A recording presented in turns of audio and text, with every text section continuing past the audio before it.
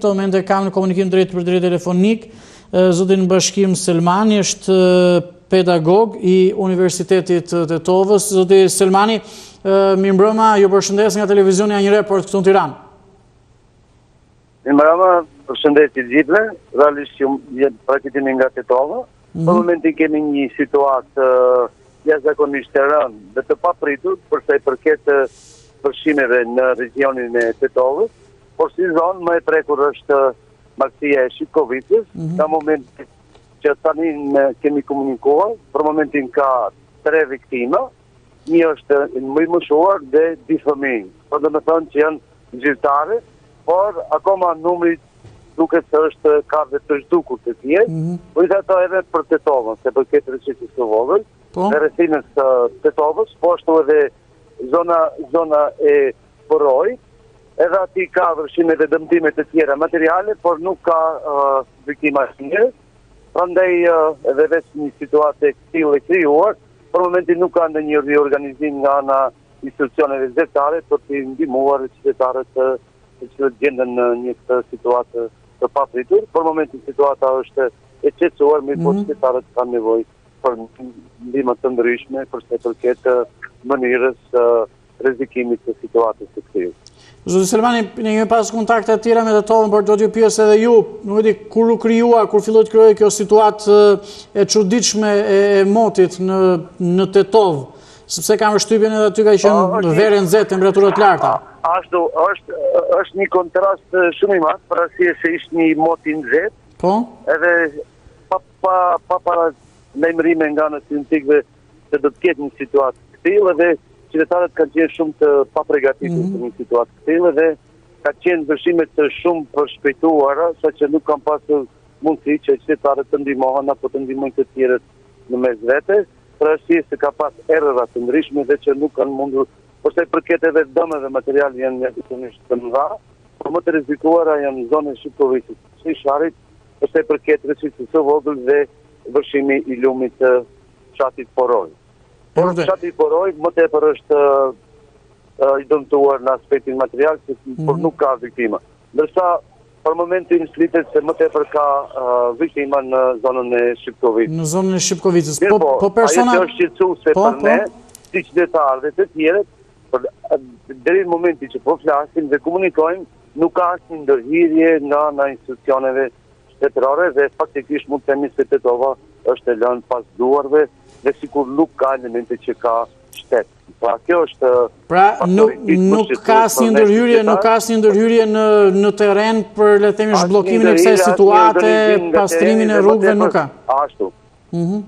Ashtu pra se përket rrugës Tetovë fshati Shipkovicë është tërësisht e bllokuar dhe shumë vështirësi në komunikimin. Në këtë rast pra nuk ka ose nuk veprojnë organet që janë të detyruara në gjendje të jashtëzakonshme për të ndërhyrë dhe për të ndihmuar qytetarët. Më tepër qytetarët ndihmohen mes vete me mundësi të paorganizuara, sesa që shteti ka dhe institucionet kanë detyrime të ndërhyjnë dhe të ofrohet ndihmë të shpejtë ato që kanë situatat e tilla të jashtëzakonshme. Nuk ka reaguar qoftë edhe me një komunikim për këtë situatë krijuar, qoftë me një komunikim apo lajmërim në mediat pra përveç faktit në terren? Ja, ne jemi të interesuar edhe si qytetar, pra edhe si opinion që duam ndihmë më tepër dhe nëse ka nevojë për të riorganizuar qytetarët, mirë po na shqetëson akoma më tepër ndërhyrja dhe riorganizimi i institucioneve dhe organeve që janë të thirrura për të vepruar dhe për të ndërhyrë në situata të tilla siç është situata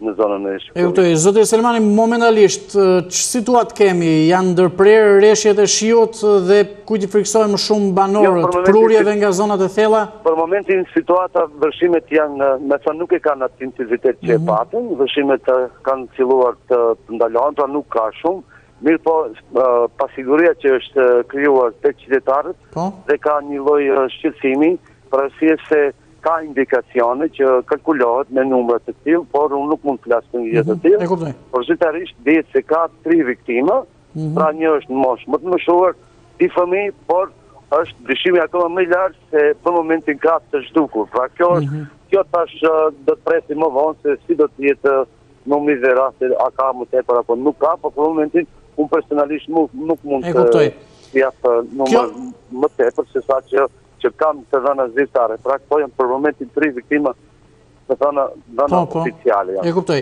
Zoti Selmani, kjo pas... Jo, kjo pasiguri kjo pasiguri është shkaktuar tek banorët, mund bëj që ata të kalojnë edhe natën jashtë banesave tyre, kam përshtypjen shumë banesa, uji mund të ketë vërshuar në katët e para.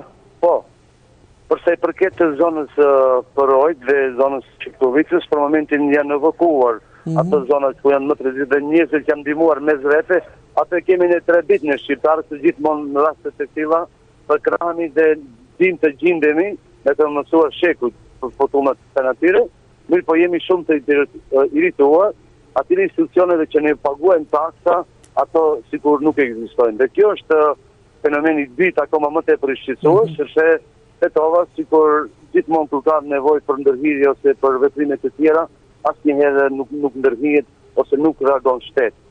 Dhe kjo është elementi më tepër dhe një revolt të gjithë qytetarët e regionit të Tetovës. Kjo është problemi esencial, ndërsa për momentin vërshimet kanë filluar të ulin intensitetin, mirë po kanë një shqetësim jashtëzakonisht të pasigurisë tek qytetarët, sepse nuk dinë se si do të kalojnë nata dhe a do të ketë apo do të vazhdojnë vërshimet më të tjerë. Kjo situatë e motit ka përfshirë Tetovën dhe këto fshatra që ju thoni, ka përfshirë dhe qytete të tjera, po nuk është në këtë intensitet?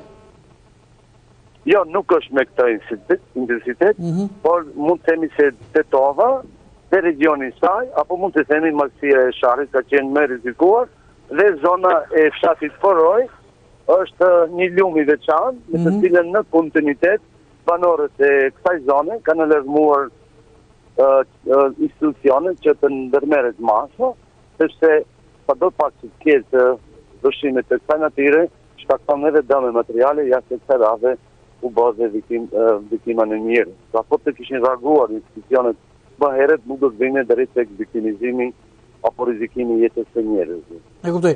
Zoti Selmani, nuk e di, ju personalisht çdo bënin orët në vijim apo qyteti i Tetovës nuk është aq i rrezikuar, flas për orët e natës, sepse pasiguria vijon të jetë e madhe. Ashtu, pra ka momente në cilat ka shumë opsione për të shpjeguar, mirë po në kontinuitet pra si që kishë qytetarët deri më tash nuk kanë përkrahen institucionale, jo vetëm me këtë situatë, por edhe në shumë situatat të tjera, kur institucionet duhet të ndërhinë, ato trajtohen se janë të vdekur. Dhe kjo është elementi dhe shqetësues që më tepër për momentin i përket qytetarëve, sepse në kontinuitet mund të janë vërshime natyrore dhe mund të ndodhin, por megjithatë nuk kanë hyrje nga ana e institucioneve dhe kjo është problemi dhe fenomeni më shqetësues në kontinuitet përse përket institucioneve. Ndërsa humaniteti dhe ndihma mes qytetarëve është i organizuar, se ne jemi mbledhur një grup qytetarësh, të cilët vazhdimisht përcjellin situatën dhe do të kemi mundësi që të ndihmojmë këto familje që janë të rrezikuara, me atë ndihmën që duhet që kanë nevojë për emergjencë të përshpejtuar. E kuptoj. Nuk e di, mbani mend që të jetë krijuar një situatë e tillë nga përmbytjet të vitet e fundit, apo është me të vërtetë një kapriço e rrallë e motit që ka krijuar këtë situatë? Në zonë, pra, po, jo, në regionin e Tetovës, si zona më të ndihshme, përse përket vërshimeve natyrore, çdo 10 vite gati ndodhin, por rasti më shqetësues është rasti i Çiktovicës, për arsye se në këtë zonë nuk ka pasur të këtij niveli, me thënë se të kësaj situate. Nësa përse përket lumit të Porojt, gjithmonë kur ka vërshime, jetë atyre banorëve, po ka 2-3 fshatra përreth atij që gjithmonë në kontinuitet janë të rrezikuar, edhe bashkia lokale dhe të tjerë gjithmonë kanë ndërhyj, kanë bërë edhe kërkesa që të ndërhyjë shteti, por drejtash nuk është bërë në një veprim apo në një ndërhyrje institucionale. Dhe kjo është fatkeqësia më e madhe, por megjithatë zona e Pollogut që nuk ka aq rreziqe, përsa i përket vetëm, më thënë, Malësisë Sharrit dhe lumit të Poroj, të fshatit Poroj. E kuptoj. Zoti Selmani, të falenderoj për këtë komunikim drejt për drejt dhe këto, le themi, informacionet për sjellja edhe për qytetarët në Republikën e Shqipërisë. Me thënë, gjithmonë në aty ku janë rreziqe më të mëdha, shqiptarët ditë të solidarizohen, edhe unë njëkohësisht përshëndes gjithë shtetasit të Republikës Shqipërisë dhe Shqipërinë dhe shpresoj që rastet e tilla të jemi më afër njëri tjetrit, pra dhe kjo informacion shpresoj që do të më shërbej do pak për rastet të kanatirit të gjenjeve të jashtëzakonshme. E u dojtë falenderoj edhe unë.